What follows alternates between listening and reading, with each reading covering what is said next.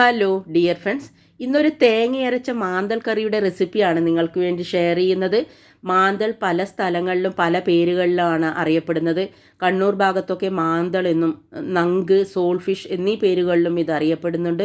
ഇതേപോലെ ഒന്ന് ട്രൈ ചെയ്ത് നോക്കൂ, വളരെ ടേസ്റ്റി ആയിരിക്കും. അപ്പോൾ എങ്ങനെയാണ് തയ്യാറാക്കുന്നതെന്ന് നോക്കിയാലോ. ഇതിന് വേണ്ടിയിട്ട് ഒരു മീഡിയം സൈസ് വലിയ ഉള്ളി ചെറുതായി കട്ട് ചെയ്തെടുത്തിട്ടുണ്ട്. അതുപോലെ തന്നെ ഒരു 6-7 ചെറിയ ഉള്ളി ഷാലറ്റ്സ് കട്ട് ചെയ്തെടുത്തിട്ടുണ്ട്. ഒരു കഷ്ണം ഇഞ്ചി, കറിവേപ്പില, 2 പച്ചമുളക്. ഇനി ഇതിന് വേണ്ടിയിട്ട് ഒരു ചെറുനാരങ്ങയുടെ വലുപ്പത്തിൽ വാളംപുളി ചെറു ചൂടുവെള്ളത്തിൽ കുതിർത്തെടുത്തിട്ടുണ്ട്. അതുപോലെ തന്നെ വലിയൊരു തക്കാളി തൊലി കളഞ്ഞെടുത്തതാണ്, അതുകൂടി ഒരു സൈഡിലേക്ക് മാറ്റി വെക്കാം. ഇനി അരിഞ്ഞെടുത്ത സാധനങ്ങളെല്ലാം തന്നെ ഒരു ചട്ടിയിലേക്ക് ഇട്ട് കൊടുക്കാം. ഞാൻ എല്ലാ മീൻകറിയും ചട്ടിയിലാണ് കുക്ക് ചെയ്തെടുക്കാറുള്ളത്.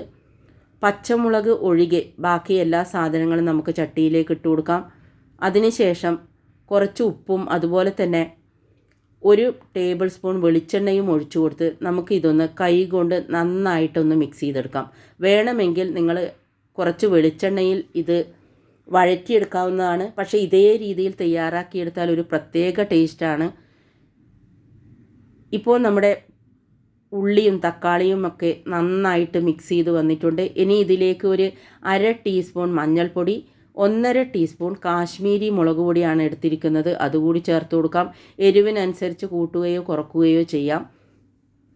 ഇനി ഇതിലേക്ക് നമ്മൾ കുതിർത്ത് വെച്ചിരിക്കുന്ന പുളിയുടെ വെള്ളം അതും കൂടി ചേർത്ത് കൊടുക്കാം.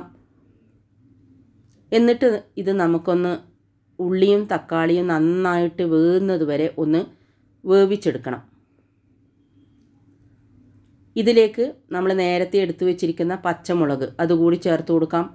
ഇനി ഒരു 5-10 മിനിറ്റ് ഇത് വേവുന്നത് വരെ നമുക്ക് അടുപ്പത്ത് വെച്ച് അടച്ചു വെച്ച് വേവിക്കാം. ഇതിന് വേണ്ടിയിട്ട് ഒരു 1/2 മുറി തേങ്ങ ചിരകിയെടുത്തതാണ്, അതൊരു മിക്സിയുടെ ജാറിലേക്ക് ഇട്ട് കൊടുത്തു. ഒരു 1/2 ടീസ്പൂൺ മഞ്ഞൾപ്പൊടി, 1/2 ടീസ്പൂൺ ജീരകം ഇവ ചേർത്ത് കൊടുത്ത് നമുക്ക് നല്ല പേസ്റ്റ് രൂപത്തിൽ അരച്ചെടുക്കണം. ഇപ്പോൾ നമ്മുടെ തക്കാളിയും ഉള്ളിയും ഒക്കെ നന്നായി വെന്ത് വന്നിട്ടുണ്ട്. ഇവിടെ എനിക്ക് കിട്ടിയത് ഒരു വലിയ മാന്തൽ ഫിഷായിരുന്നു, അതുകൊണ്ട് ഞാൻ ഓരോന്നും 3 ആയിട്ട് കട്ട് ചെയ്തെടുത്തിട്ടുണ്ട്. നിങ്ങൾക്ക് കിട്ടുന്നത് ചെറുതാണെങ്കിൽ കട്ട് ചെയ്യേണ്ട ആവശ്യമില്ല. നമ്മുടെ തേങ്ങയുടെ അരപ്പ് നമുക്കിപ്പോൾ മീൻ കറിയിലേക്ക് ചേർത്ത് കൊടുക്കാം. ആവശ്യത്തിന് വെള്ളം ഒഴിച്ചു കൊടുക്കാം. എല്ലാം കൂടി ഒന്ന് മിക്സ് ചെയ്ത് കൊടുക്കാം.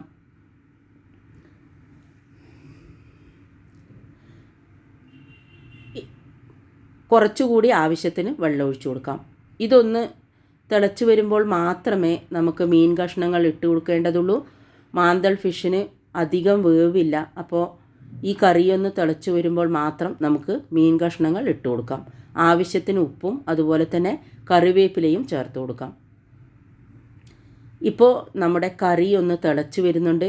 ഇനി നമുക്ക് മീൻ കഷ്ണങ്ങൾ ഇട്ട് കൊടുക്കാം. മീൻ കഷ്ണങ്ങൾ ഇട്ട് കൊടുത്താൽ പിന്നെ 2 തിള വരുന്നത് വരെ മാത്രമേ വെയിറ്റ് ചെയ്യേണ്ടുള്ളൂ. അപ്പോൾ തന്നെ മീൻ കറി റെഡിയായി കാണും. കഷ്ണങ്ങളെല്ലാം ഇട്ട് കൊടുത്ത് നമുക്ക് ഒന്ന് അടച്ചു വെച്ച് ഒരു 5 മിനിറ്റ് തിളപ്പിച്ചെടുക്കണം.